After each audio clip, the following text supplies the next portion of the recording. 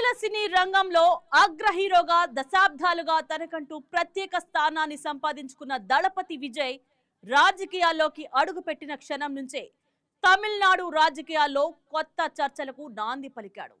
అభిమానుల అండ, యువతలో ఉన్న క్రేజ్, ప్రస్తుత రాజకీయ పరిస్థితులపై అసంతృప్తి, ఈ మూడు అంశాల కలయికతో విజయ్ రాజకీయ ప్రవేశం ఒక సాధారణ సంఘటన కాకుండా పెద్ద పరిణామంగా మారింది. పార్టీ స్థాపన నుంచి ఎన్నికల పోలింగ్ వరకు జరిగిన పరిణామాలు రాష్ట్ర రాజకీయాలను గణనీయంగా ప్రభావితం చేశాయి. 2024 ఫిబ్రవరిలో ఆయన తమిళగ వెట్రి కలగన్ పేరుతో పార్టీని ప్రకటించడంతో మొదలైన ఈ ప్రయాణం 2026 అసెంబ్లీ ఎన్నికల పోలింగ్ నాటికి డిఎంకే, అన్నా డిఎంకేలకు ప్రత్యామ్నాయ శక్తిగా తలెత్తిందా అనే చర్చకు దారితీసింది. తమిళ సినీ చరిత్రలో అపూర్వమైన జనాదరణ పొందిన సూపర్ స్టార్ విజయ్ దళపతి అనే పేరుతో కోట్లాది అభిమానుల హృదయాల్లో సింహాసనం వేసుకున్న నటుడు. 2024 ఫిబ్రవరి 2న అధికారికంగా తమిళగ వెట్రి కళగం పార్టీని స్థాపించారు. తమిళకం యొక్క విజయ పార్టీ అని అర్థమిచ్చే ఈ పేరు తమిళనాడు రాజకీయాల్లో కొత్త శకానికి నాంది పలికింది. పార్టీ కేంద్ర కార్యాలయం చెన్నైలోని పనయ్యారులో ఏర్పాటైంది. ఈ ప్రకటన తమిళనాడు రాజకీయ వర్గాల్లో మాత్రమే కాదు, యావత్ దేశంలోనే సంచలనం రేకెత్తించింది. ఎందుకంటే విజయ్ సామాన్య నటుడు కాదు. దశాబ్దాల పాటు తమిళ ప్రేక్షకులను అలరించిన ఆయనకు సినీ అభిమానులే కాదు, నిరుపేద వర్గాల ప్రజల్లో కూడా గాఢమైన వ్యక్తిగత అనుబంధం ఉంది. ఆ అనుబంధమే ఇప్పుడు ఒక రాజకీయ శక్తిగా రూపుదిద్దుకోబోతోందని ప్రజలు గుర్తించారు. పార్టీ స్థాపనతో పాటే విజయ్ ఒక కీలకమైన నిర్ణయం తీసుకున్నారు. అదే సినిమాలకు వీడ్కోలు. 2024 లోక్సభ ఎన్నికల్లో పోటీ చేయటం లేదని, ఏ కూటమికి మద్దతు ఇవ్వటం లేదని స్పష్టం చేసి 2026 తమిళనాడు శాసనసభ ఎన్నికలే తమ ఏకైక లక్ష్యమని దృఢంగా ప్రకటించారు. తర్వాత కేవీఎన్ నిర్మాణ సంస్థ అధికారికంగా జననాయకన్ దళపతి విజయ్ చివరి చిత్రమని ప్రకటించింది. అభిమానులు నిరాశ చెందిన ఆయన రాజకీయ నిర్ణయాన్ని వారు మనస్ఫూర్తిగా స్వాగతించారు.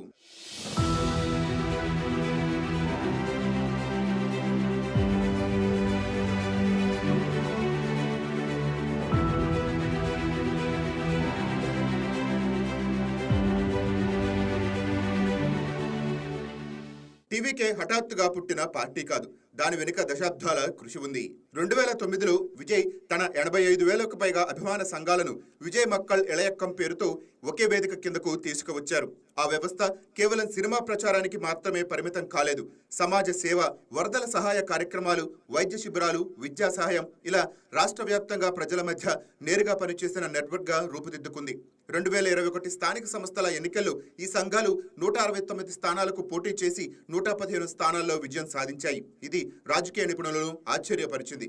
ఒక సినీ అభిమాన సంఘం ఈ స్థాయిలో స్థానిక సంస్థల ఎన్నికల్లో విజయం సాధించడం అరుదైన విషయమని వారు అభిప్రాయపడ్డారు. ఈ ఫలితాలే టీవీకే స్థాపనకు విజయ్లో నమ్మకం నింపాయని చెప్పవచ్చు. ఆ అభిమాన సంఘాల వ్యవస్థే ఇప్పుడు టీవీకే బూత్ స్థాయి కార్యాచరణగా మారింది. కేవలం అభిమానుల పార్టీగా ముద్రపడిపోకుండా ఉండేందుకు టీవీకే సెప్టెంబర్ 2024లో తన సైద్ధాంతిక వైఖరిని అధికారికంగా ప్రకటించింది. మధ్య వామపక్ష నిలకడతో ముందుకెళుతూ అంబేద్కర్, పెరియార్, కామరాజ్ సిద్ధాంతాలను అనుసరిస్తామని స్పష్టం చేసింది. ఈ ప్రకటన తమిళనాడు రాజకీయ వర్గాల్లో మాత్రమే కాదు, జాతీయ స్థాయిలో కూడా విస్తృత చర్చకు కారణమైంది. పెరియార్ సిద్ధాంతాలను అనుసరిస్తూనే ఆయన నాస్తికత్వ వైఖరిని స్వీకరించబోమని విజయ్ స్పష్టం చేశారు. ద్రావిడ జాతీయతను, తమిళ జాతీయతను వేరువేరు చేయబోమని, రెండు ఈ నేలకి రెండు కళ్ళని చెప్పారు. ఈ మాటలు సమాజంలో విభిన్న వర్గాలను ఒకే గొడుగు కిందకు తీసుకురావాలని విజయ్ ప్రయత్నిస్తున్నారని సూచించాయి.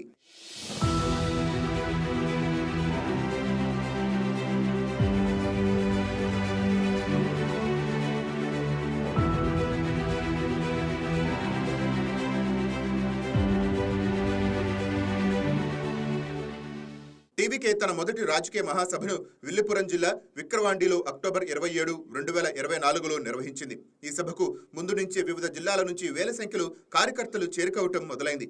పోలీసుల అంచనాలను, మీడియా అంచనాలను తలదన్ని 8 లక్షలకు పైగా మంది హాజరు కావటం రాజకీయ పార్టీలన్నిటికీ ఆందోళన కలిగించింది. డిఎంకే, ఏఐఏడిఎంకే వంటి పాత పార్టీలు వెంటనే తమ కార్యకర్తల పనితీరుపై దృష్టి సారించాయి. ఈ సభలో విజయ్ పార్టీ సిద్ధాంతాన్ని 5 మూల స్తంభాలుగా ప్రకటించారు. లౌకికవాదం, సామాజిక న్యాయం, సమానత్వం, ద్విభాషా విధానం, ప్రజాస్వామ్యం. ఆ తర్వాత నవంబర్ 3న టీవీకే 26వ తీర్మానాలను ఆమోదించింది. కేంద్ర రాష్ట్ర ప్రభుత్వాలపై తీవ్ర విమర్శలు అందులో భాగం అయ్యాయి. అదే వేదిక నుంచి విజయ్ బీజేపీని సైద్ధాంతిక ప్రత్యర్థిగా, డీఎంకేని రాజకీయ ప్రత్యర్థిగా అభివర్ణించారు. వంశపారంపర్య రాజకీయాలు, అవినీతి పేరుతో ఒక కుటుంబం రాష్ట్రాన్ని దోచుకుంటోందని నేరుగా ఆరోపించారు. ఈ ప్రకటనలు తమిళనాడు రాజకీయాల్లో నేరుగా రెండు ప్రధాన శత్రువులను ఏకకాలంలో ప్రకటించిన ధీరత్వగా పరిగణించబడ్డాయి. విక్రవాండి సభ తర్వాత టీవీకే మరింత పటిష్టంగా సంస్థాగత నిర్మాణంలో పడింది. ఫిబ్రవరి 2025లో పార్టీ భారీ నమోదు ప్రచారాన్ని ప్రకటించింది. 70,000కు పైగా బూత్ ఏజెంట్లను నియమించాలని, పార్టీ అంతర్గత వ్యవస్థను 2026 ఎన్నికలకు అనుగుణంగా పునర్నిర్మించాలని నిర్ణయించింది. ఈ నిర్మాణ పని డీఎంకే, ఏఐఏడీఎంకేలను అప్రమత్తం చేసింది. అవి కూడా తమ ఓటర్ నమోదు ప్రచారాలను ముమ్మరం చేశాయి.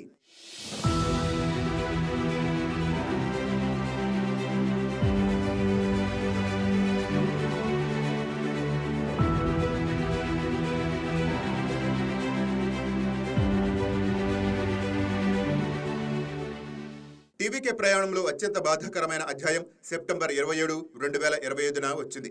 తిరుచిరాపల్లిలో సెప్టెంబర్ 13న ప్రారంభించిన ప్రచార సభల శ్రేణిలో భాగంగా కరూర్ సమీపంలో ఒక సభ నిర్వహించారు. అక్కడ జరిగిన తొక్కిసలాటలో 41 మంది ప్రాణాలు కోల్పోయారు. 80 నుంచి 120 మంది వరకు గాయాలు పాలయ్యారు.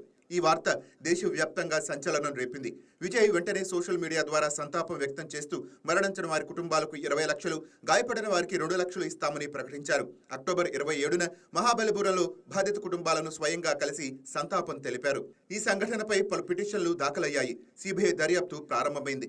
ప్రచారం తాత్కాలికంగా నిలిపివేయవలసి వచ్చింది. ఈ సంఘటన టీవీకే రాజకీయంగా నష్టం వస్తుందని పరిశీలకులు భావించారు. అయితే విజయ్ బాధిత కుటుంబాలను వ్యక్తిగతంగా అండగా నిలవటం, సహాయం చేయటం ప్రజల్లో సానుభూతిని కలిగించిందని రాజకీయ నిపుణులు అంచనా వేస్తున్నారు.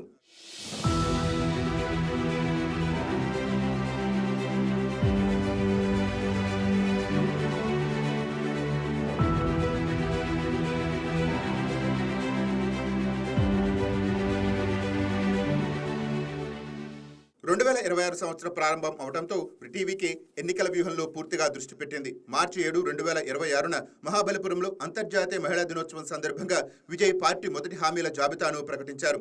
మహిళలకు నెలవారీ ఆర్థిక సహాయం, ఉచిత ఎల్పీజీ సిలిండర్లు, ప్రభుత్వ బస్సుల్లో ఉచిత ప్రయాణం, పెళ్లికి 1 సవరు బంగారం, పట్టుచీర, నవజాత శిశువులకు స్వాగత కిట్, విద్యార్థులకు రుణ సహాయం ఇవి ముఖ్యమైన హామీలు. ఈ హామీలు మహిళా ఓటర్లను లక్ష్యంగా చేసుకుని రూపుదిద్దుకోబడ్డాయని స్పష్టంగా కనిపించింది. మార్చి 18, 2026 టీవీకే 234 నియోజకవర్గాల్లో ఒంటరిగా పోటీ చేస్తుందని విజయ్ అధికారికంగా ప్రకటించారు.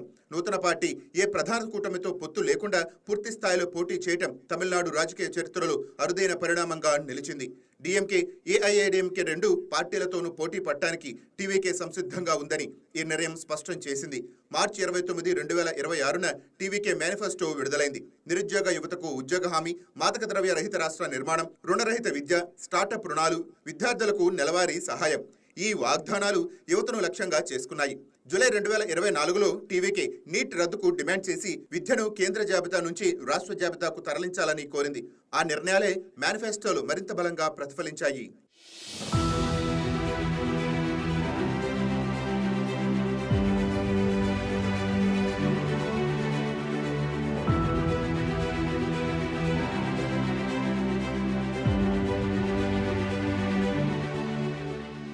మార్చి 30న విజయ్ స్వయంగా పెరంబూర్ నియోజకవర్గం నుంచి నామినేషన్ దాఖలు చేసి ప్రచారానికి శ్రీకారం చుట్టారు. పెరంబూర్ ఎంపిక యాదృచ్ఛికం కాదు. కార్మిక వర్గం అధికంగా నివసించే ఈ నియోజకవర్గం టీవీకే సిద్ధాంతానికి అనుగుణంగా ఉంటుందని పార్టీ వ్యూహకర్తలు భావించారు. ప్రచారం నడుస్తున్న వేళ టీవీకేలో లోపల బయట అనేక నినాదాలు తలెత్తాయి. టీవీకే ప్రధాన కార్యదర్శి అధవ్ అర్జున్ నటుడు రజనీకాంత్ పై చేసిన వ్యాఖ్యలు రాజకీయ ప్రజా వర్గాల్లో తీవ్ర విమర్శలకు దారితీశాయి. ఏప్రిల్ 2025లో ఇఫ్తార్ విందు నిర్వహించినందుకు ఆల్ ఇండియా ముస్లిం జమత్ విజయ్పై ఫత్వా జారీ చేసింది. ఇది పార్టీకి అనుకోని సమస్యగా మారింది. విజయ్ తండ్రి ఎస్ఏ చంద్రశేఖర్ ప్రత్యేకంగా ఆల్ ఇండియా తలపతి విజయ్ మక్కల్ ఇలయక్కం పేరుతో పార్టీ నమోదు చేయటం కుటుంబ వివాదాన్ని బహిరంగం చేసింది. మార్చి 2026లో టీవీకే కార్యకర్తలకు, మీడియా సంస్థలను, వివిధ పార్టీ నేతలను లక్ష్యంగా చేసుకుని నకిలీ సోషల్ మీడియా ఖాతాల ద్వారా విష ప్రచారం సాగించారని ఆరోపణలు కూడా వచ్చాయి. కరూర్ విషాదం నేపథ్యంలో మద్రాస్ హైకోర్టు ఆదేశాల మేరకు తమిళనాడు ప్రభుత్వం జనవరి 2026లో రాజకీయ సభలకు కొత్త మార్గదర్శకాలు జారీ చేసింది.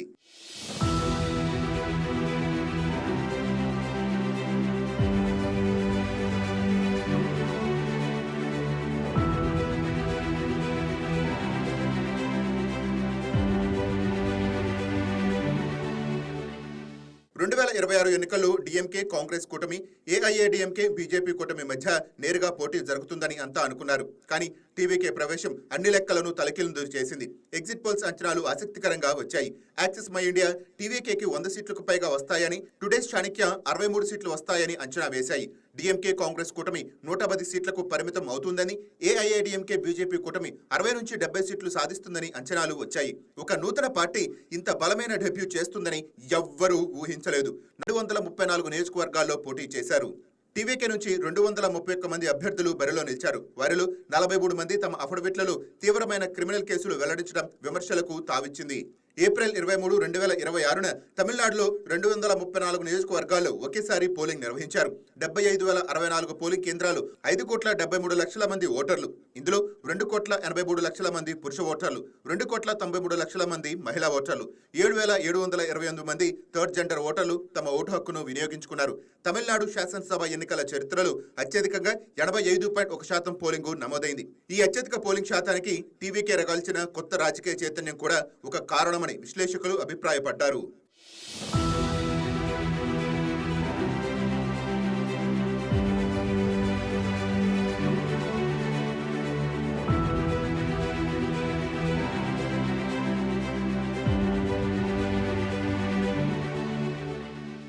సినిమా నుంచి సమాజం వైపు ప్రయాణం చేసిన దళపతి విజయ్ కేవలం 2 ఏళ్ల వ్యవధిలో తమిళనాడు రాజకీయాల్లో భూకంపం సృష్టించారు. అభిమాన సంఘాల వ్యవస్థను రాజకీయ యంత్రాంగం మార్చి యువతను, మహిళను లక్ష్యంగా చేసుకున్న వాగ్దానాలతో, స్పష్టమైన సిద్ధాంత నిలకడతో ముందుకు సాగిన టీవీకే తమిళనాడు రాజకీయ చరిత్రలో కొత్త పేజీ తెరిచింది. కరూర్ విషాదం, కుటుంబ వివాదాలు, ఫత్వా వివాదాలు, సోషల్ మీడియా దుర్వినియోగ ఆరోపణలు, ఇన్ని అడ్డంకులు దాటుకొని టీవీకే ఇంత బలమైన స్థానంలో నిలబడగలిగిందంటే తమిళనాట మరో పవర్ సెంటర్ తయారైందనే తెలుస్తోంది.